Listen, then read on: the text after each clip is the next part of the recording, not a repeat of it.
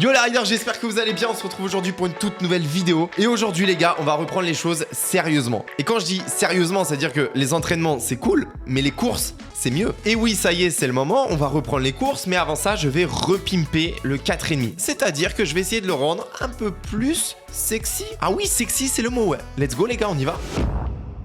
Ok, ça, c'est le moment le plus satisfaisant. Le moment où t'as mis toutes tes nouvelles pièces de côté juste avant la nouvelle saison. Même si bon, la dernière fois que j'ai changé, c'était pour le Supercross de Paris. Vous avez compris, j'ai pas envie de la garder comme ça. Alors on va lui refaire une petite beauté et vous me direz dans les commentaires si vous kiffez. Même si vous aimez pas trop d'ailleurs, bon, faut me le dire.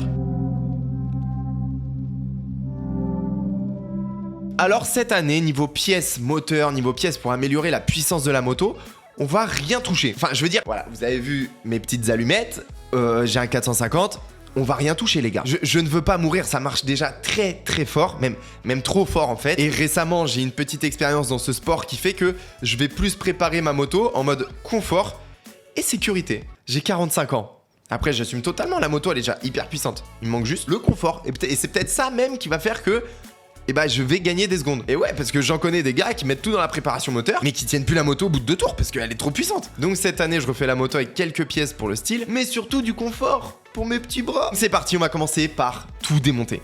La moto, évidemment.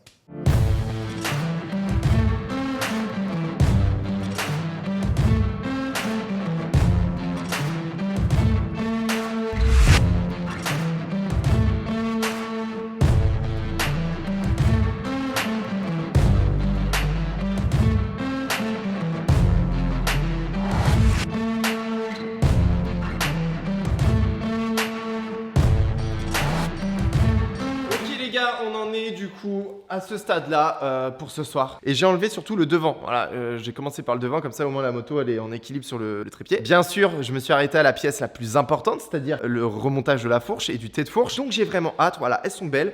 Je les ai prises d'occasion, j'ai fait une petite affaire.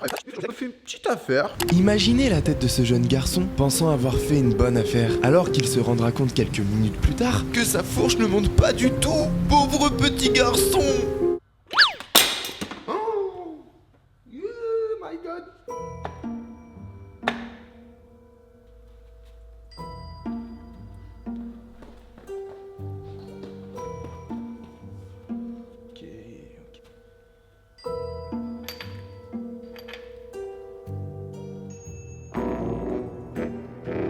Bon, bah je vais le supprimer celui-là.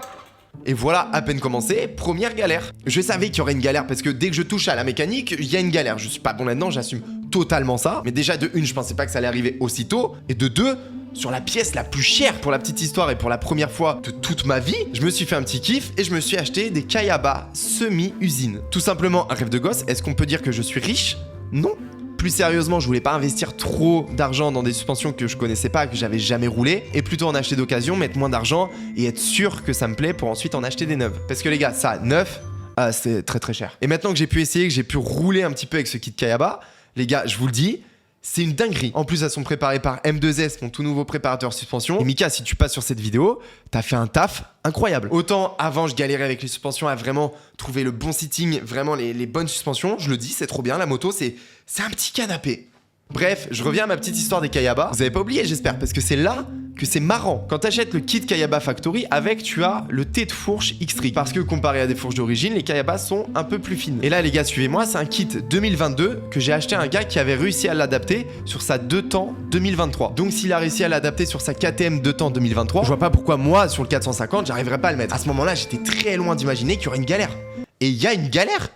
Qu'au niveau de la potence d'un cadre 2 temps KTM, tu peux rentrer le TX-Rig et forcer, ça passe, ça écrase tout et ça passe. Sur un 4 temps, c'est un peu plus gros et ça passe pas. J'ai mis 2000 € pour avoir un rêve de gosse qui ne monte pas. Pardon, j'ai du mal à comprendre. À ce moment-là, les gars, oui, j'ai envie de tout casser. Donc si vous voulez des Kayaba sur les nouvelles KTM, les 2023 avec le TX-Rig de la 2022, non. non, prenez le TX-Trick de la 2023 parce que c'est une galère et ça ne passe pas. Il y a que sur les deux temps, en forçant ou alors en usinant un peu une pièce que ça peut passer, mais sinon c'est pas fait pour ça. Après 2-3 jours de stress et aussi à 2 doigts de remettre le kit sur le bon coin, à 2500 €, heureusement j'ai trouvé une solution. En fait c'est tout con, il existe une petite pièce que tu viens mettre au niveau de ton thé de fourche inférieur pour adapter la fourche Kayaba. Heureusement que ça existe parce que là j'étais clairement dans la merde. Bon, par contre j'ai un TX-Trick qui traîne, je sais pas ce que je vais en faire. Maintenant qu'on peut enfin commencer le remontage de la moto, on va commencer avec le kit plastique. Cette année, je repars sur une base full orange, et même si avec les nouvelles KTM, c'est un petit peu galère de trouver des kits plastiques, là je pars sur un UFO que j'ai commandé sur Motoblues. Toujours chez Motoblues, je me suis fait un petit kiff avec le kit Powerflow de chez Twinner.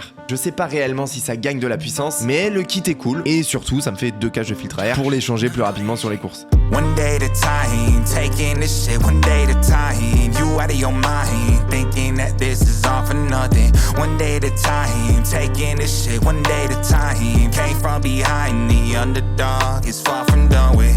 Everything I said I do, head down and up my leverage. Learn my Là les gars, 4.50, les cale-pieds, ils sont incroyables, incroyables.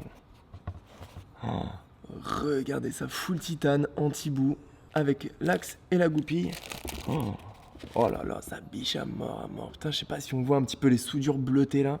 Le 4.50 sur le côté. Oh, je kiffe.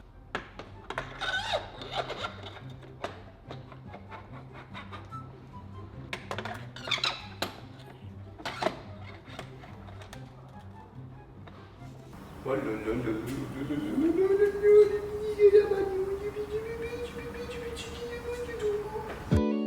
4.50, ils font vraiment du très beau matos. Que ça soit pour les cale-pieds ou pour les jantes, à chaque fois c'est le petit détail qui est sur ma moto et qui fait vraiment la différence. Ça fait maintenant 4 ans que je roule avec ça et franchement les gars, j'adore.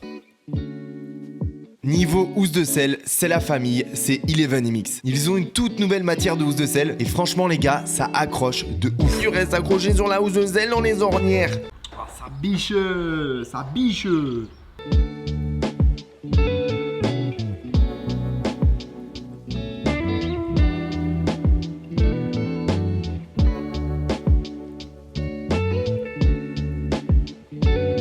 Arrivé à ce stade, on en est à 90% de la moto. Alors oui, je réponds tout de suite à la question, il n'y a pas de ligne, c'est la ligne d'origine, mais les gars, je l'ai dit en début de vidéo, j'ai pas envie de me tuer. Et il n'y a plus de dispo, voilà, la vraie raison c'est ça, je voulais une ligne, mais il n'y a plus de dispo, j'ai le seum. Après ça va, les lignes KTM d'origine, c'est pas les plus dégueulasses, c'est pas les kawa quoi. La dernière chose qui reste à faire et ce qui change le plus une moto, ça va être le kit déco. Et c'est vraiment cool parce que cette année avec 11MX, on a poussé le détail. Et comme toutes les marques que je vous ai présentées avant sur toutes les pièces, vous avez moins 10% sur chaque site. On est donc à la dernière étape de la moto et aussi pour moi la meilleure partie, la pose du kit déco.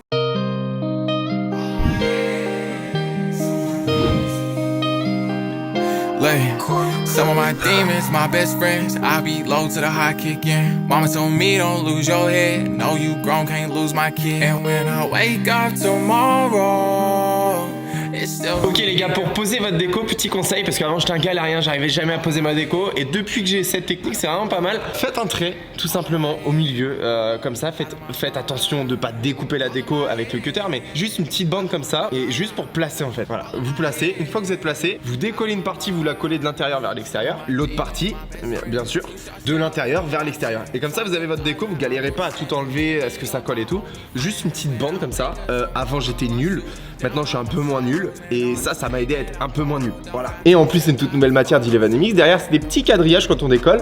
Et ça sert à faire chasser les bulles d'air. Donc, c'est pas mal. My demons, my best friends. 2 shots down, I need about 10. Talk to God like I'm gon' send. Don't give me up, my only friend. And when I wake up tomorrow, I'm shooting down all my sorrows. And all this pain that I borrow, dog, I can't trip out to follow. So let me know, let me know. Took a step back, had to disconnect from my health. Maintenant que la moto est prête, et que la cheville aussi, je vais enfin pouvoir reprendre les courses. Et ça, c'est vraiment ce qui me manquait le plus. Je vous laisse sur la moto, n'oubliez pas d'exploser la barre des commentaires et de soutenir la chaîne en vous abonnant. C'est hyper important, merci les gars. On se retrouve très vite dans un prochain The Race. Bon ride à tous.